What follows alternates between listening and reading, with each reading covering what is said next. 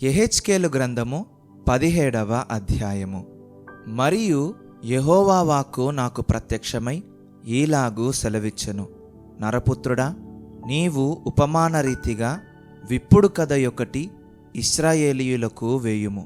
ఎట్లనగా, ప్రభువగు యెహోవా సెలవిచ్చినదేమనగా, నానా విధములగు విచిత్ర వర్ణములు గల రెక్కలును ఈకెలును పొడుగైన పెద్ద రెక్కలును గల యొక్క గొప్ప పక్షిరాజు లెబానోను పర్వతమునకు వచ్చి యొక్క దేవదారు వృక్షపు పైకొమ్మను పట్టుకొనెను.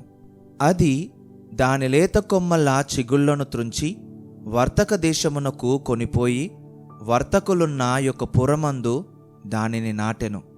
మరియు అది దేశపు విత్తనములలో కొన్ని తీసుకొనిపోయి గన్నేరు చెట్టును నాటినట్లుగా విస్తారము పారునీరు కలిగి బహుగా సేద్యము చేయబడిన భూమిలో దాని నాటెను. అది చిగిర్చి పైకి పెరుగక విశాలముగా కొమ్మలతో అల్లుకొని గొప్ప ద్రాక్షావల్లి ఆయెను. దాని కొమ్మలు ఆ పక్షిరాజు వైపున అల్లుకొనుచుండెను, దాని వేళ్ళు క్రిందికి తన్నుచుండెను. అలాగున ఆ ద్రాక్ష చెట్టు శాఖోపశాఖలుగా వర్ధిల్లి రెమ్మలు వేసెను. పెద్ద రెక్కలును విస్తారమైన ఈకెలును గల ఇంకొక గొప్ప పక్షిరాజు కలడు. ఆ చెట్టు శాఖలను బాగుగా పెంచి బహుగా ఫలించు మంచి ద్రాక్షావల్లి యగునట్లుగా అది విస్తార జలము గల మంచి భూమిలో నాటబడి ఉండినను, ఆ పక్షిరాజు తనకు నీరు కట్టవలనని తన పాదుల కాలువలో నుండి అది ఆ పక్షి తట్టు తన వేళ్లను త్రిప్పి తన శాఖలను విడిచెను. కావున నీవీలాగు ప్రకటింపుము, ప్రభువగు యెహోవా సెలవిచ్చినదేమనగా, అట్టి ద్రాక్షావల్లి వృద్ధి నొందున అది ఎండిపోవునట్లు జనులు దాని వేళ్లను పెరికి దాని పండ్లు కోసివేతురు. దాని చిగుళ్ళు ఎండిపోగా ఎంతమంది సేద్యగాండ్రు ఎంత కాపు చేసిననో దాని వేళ్ళు ఇక చిగిరింపవు. అది నాటబడినను వృద్ధి పొందున తూర్పుగాలి దాని మీద విసరగా అది బొత్తిగా ఎండిపోవును. అది నాటబడిన పాదిలోనే ఎండిపోవును. మరియు యెహోవా వాక్కు నాకు ప్రత్యక్షమై ఈలాగు సెలవిచ్చెను, తిరుగుబాటు చెయ్యు వీరితో ఇట్లనుము, ఈ మాటల భావము మీకు తెలియదా? ఇదిగో, బబులోను రాజు యెరూషలేమునకు వచ్చి దాని రాజును దాని అధిపతులను పట్టుకొని తన యొద్ద నుండుటకై బబులోను పురమునకు వారిని తీసుకొని పోయెను. మరియు అతడు రాజసంతతిలో ఒకని నేర్పరచి ఆ రాజ్యము క్షీణించి తిరుగుబాటు చేయలేకయుండునట్లును తాను చేయించిన నిబంధనను ఆ రాజు గైకొనుట వలన అది నిలిచియుండునట్లును అతనితో నిబంధన చేసి అతని చేత ప్రమాణము చేయించి దేశములోని పరాక్రమవంతులను తీసుకొనిపోయెను. అయితే అతడు తనకు గుర్రములను గొప్ప సైన్యమునిచ్చి సహాయము చేయవలనని అడుగుటకై ఐగుప్తు దేశమునకు రాయబారులను పంపి బబులోను రాజు మీద తిరుగుబాటు చేసెను. అతడు వర్ధిల్లునా? అట్టి క్రియలను చేసినవాడు తప్పించుకొనునా? నిబంధనను భంగము చేసెను గనక తప్పించుకొనడు. ఎవనికి తాను ప్రమాణము చేసి దాని నిర్లక్ష్యపెట్టెనో, ఎవనితో తాను చేసిన నిబంధనను అతడు భంగము చేసెనో, ఎవడు తన్ను రాజుగా నియమించెనో ఆ రాజునొద్దనే బబులోను పురములోనే అతడు మృతినొందునని నా జీవము తోడు ప్రమాణము చేయుచున్నాను. ఇదే ప్రభువైన యెహోవా వాక్కు. యుద్ధము జరగగా అనేక జనులను నిర్మూలము చేయవలనని కల్దీయులు దిబ్బలు వేసి బురుజులు కట్టిన సమయమున ఫరో ఎంత బలమో ఎంత సమూహము కలిగి బయలుదేరినను అతడు ఆ రాజునకు సహాయము ఎంత మాత్రమో చేయజాలడు. తన ప్రమాణము నిర్లక్ష్యపెట్టి తాను చేసిన నిబంధనను భంగము చేసెను. తన చెయ్యి ఇచ్చిన ఇట్టి కార్యములను అతడు చేసెనే, అతడు ఎంత మాత్రమునో తప్పించుకొనడు. ఇందుకు ప్రభువైన యెహోవా ఈలాగున సెలవిచ్చుచున్నాడు, అతడు నిర్లక్ష్యపెట్టిన ప్రమాణము నేను చేయించినది గదా, అతడు రద్దుపరచిన నిబంధన నేను చేసినదే గదా. నా జీవము తోడు ఆ దోష శిక్ష అతని తల మీదనే మోపుదును. అతని పట్టుకొనుటకై నేను వలనొగ్గి అతని చిక్కించుకొని బబులోను పురమునకు అతని తీసుకొనిపోయి నా మీద అతడు చేసియున్న విశ్వాసఘాతకమును బట్టి అక్కడనే అతనితో వ్యాజ్యమాడుదును. మరియు యెహోవానగు నేనే ఈ మాట సెలవిచ్చితినని మీరు తెలిసికొనున్నట్లు అతని దండువారిలో తప్పించుకొని పారిపోయిన వారందరూ ఖడ్గము చేత కూలుదురు. శేషించిన వారు నలుదిక్కులా చెదరిపోవుదురు. మరియు ప్రభువైన యెహోవా ఈ మాట సెలవిచ్చుచున్నాడు. ఎత్తైన దేవదారు వృక్షపు పైకొమ్మ ఒకటి నేను తీసి దాని నాటుదును. పైగానున్న దాని శాఖలలో లేత దాని త్రుంచి అత్యున్నత పర్వతము మీద దాని నాటుదును. ఇశ్రాయేలు దేశములోని ఎత్తుగల పర్వతము మీద నేను దానిని నాటగా అది శాఖలు విడిచి బహుగా ఫలించు శ్రేష్టమైన దేవదారు చెట్టగును. సకల జాతుల పక్షులను దానిలో గూళ్ళు కట్టుకొనును. దాని కొమ్మల నీడను అవి దాగును. మరియు యెహోవానగు నేనే ఘనమైన చెట్టును నీచమైనదిగాను, నీచమైన చెట్టును ఘనమైనదిగాను చెయ్యువాడననియు, పచ్చని చెట్టు ఎండిపోవునట్లును ఎండిన చెట్లు వికసించునట్లును చెయ్యువాడననియు భూమి యందుండు సకలమైన చెట్లకు తెలియబడును. యెహోవానగు నేను ఈ మాట సెలవిచ్చితిని, నేనే దాని నెరవేర్చెదను. యెహెజ్కేలు గ్రంథము 18వ అధ్యాయము. మరలా యెహోవా వాక్కు నాకు ప్రత్యక్షమై ఈలాగు సెలవిచ్చెను. తండ్రులు ద్రాక్షకాయలు తినగా పిల్లల పళ్ళు పులిసెనని మీరు చెప్పుచూ వచ్చెదరే. ఇశ్రాయేలీయుల దేశమును గూర్చి ఈ సామెత మీరెందుకు పలికెదరు?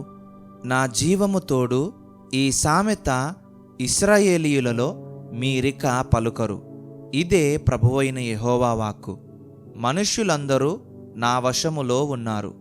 తండ్రులేమి కుమారులేమి అందరూ నా వశములో ఉన్నారు. పాపము చేయువాడెవడో వాడే మరణమునందును.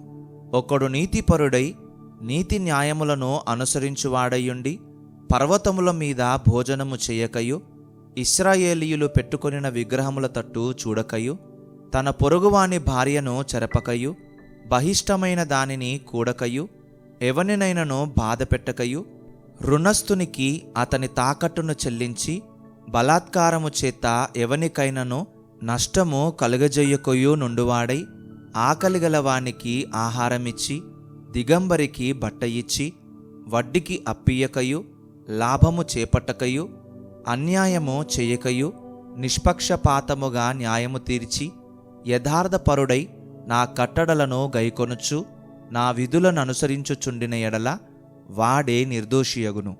నిజముగా వాడు బ్రతుకును. ఇదే ప్రభువైన యెహోవా వాక్కు.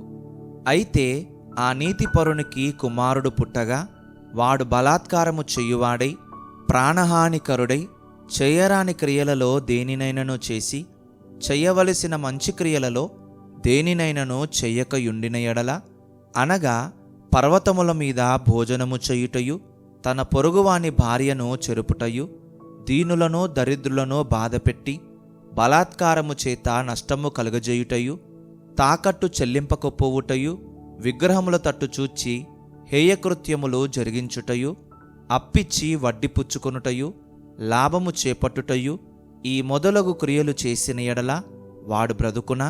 బ్రతుకడు.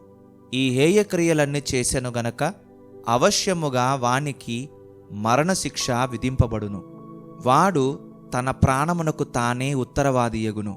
అయితే అతనికి కుమారుడు పుట్టగా ఆ కుమారుడు తన తండ్రి చేసిన పాపములన్నిటినీ చూచి ఆలోచించుకొని అట్టి క్రియలు చెయ్యకయుండిన ఎడల, అనగా పర్వతముల మీద భోజనము చేయకయు, ఇశ్రాయేలీయులు పెట్టుకొనిన విగ్రహముల తట్టు చూడకయు, తన పొరుగువాని భార్యను చెరపకయు, ఎవనినైనను బాధపెట్టకయు, తాకట్టు ఉంచుకొనకయు, బలాత్కారము చేత నష్టపరచకయు, ఆకలి గలవానికి ఆహారమిచ్చి దిగంబరికి బట్ట ఇచ్చి బీదవాని మీద అన్యాయముగా చెయ్యివేయక, లాభము కొరకు అప్పియకయు, వడ్డీ పుచ్చుకొనకయు నుండినవాడై నా విధులనాచరించుచు నా కట్టడలను అనుసరించుచు నుండిన ఎడల, అతడు తన తండ్రి చేసిన దోషమును బట్టి చావడు. అతడు అవశ్యముగా బ్రతుకును. అతని తండ్రి క్రూరుడై పరులను బాధపెట్టి బలాత్కారము చేత తన సహోదరులను నష్టపరిచి తన జనులలో తగని క్రియలు చేసెను గనక అతడే తన దోషమును బట్టి మరణమునొందును. అయితే మీరు కుమారుడు తన తండ్రి యొక్క దోషశిక్షను ఏల మోయుటలేదని చెప్పుకొనుచున్నారు.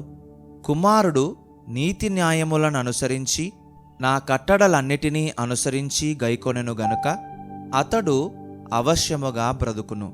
పాపము చేయువాడే మరణమునొందును. తండ్రి యొక్క దోషశిక్షను కుమారుడు మోయుటలేదని కుమారుని దోషశిక్షను తండ్రి మోయడు. నీతిపరుని నీతి ఆ నీతిపరునికే చెందును, దుష్టుని దుష్టత్వము ఆ దుష్టునికే చెందును. అయితే దుష్టుడు తాను చేసిన పాపములన్నిటినీ విడిచి నా కట్టడలన్నిటినీ అనుసరించి నీతిని అనుసరించి న్యాయము జరిగించిన ఎడల అతడు మరణమునొందడు. అవశ్యముగా అతడు బ్రతుకును. అతడు చేసిన అపరాధములలో ఒకటియు జ్ఞాపకములోనికి రాదు. అతని నీతిని బట్టి అతడు బ్రతుకును.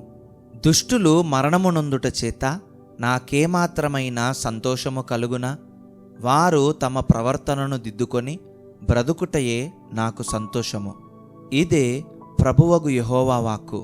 అయితే నీతిపరుడు తన నీతిని విడిచి పాపము చేసి దుష్టులు చేయు హేయక్రియలన్నిటి ప్రకారము జరిగించిన ఎడల అతడు బ్రతుకునా?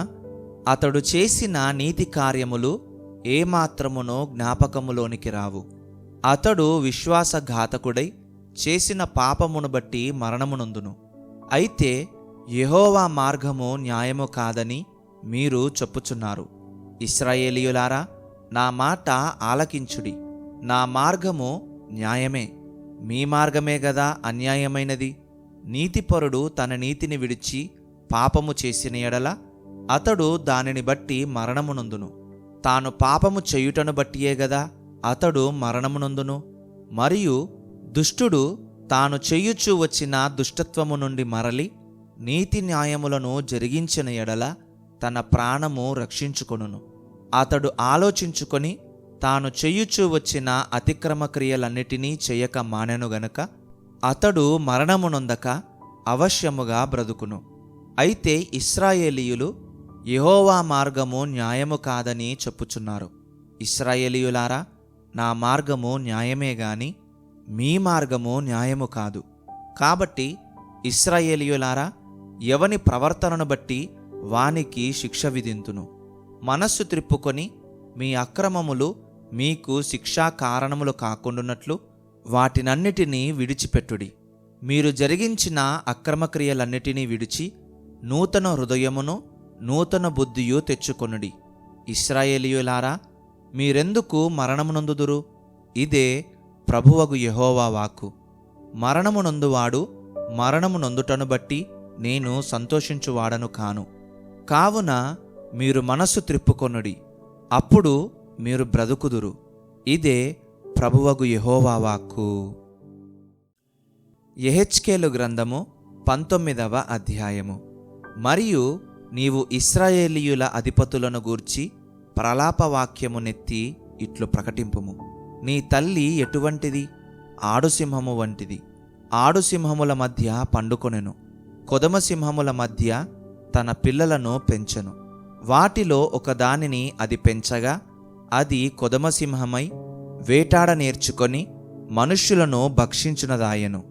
అన్యజనులు దాని సంగతి విని తమ గోతిలో దాని చిక్కించుకొని దాని ముక్కునకు గాలము తగిలించి ఐగుప్తు దేశమునకు దాని తీసుకొని పోయిరి. తల్లి దాని కనిపెట్టి తన ఆశ భంగమాయనని తెలిసికొని తన పిల్లలలో మరియొక దాన్ని చేపట్టి దాని పెంచి కొదమసింహముగా చేసెను.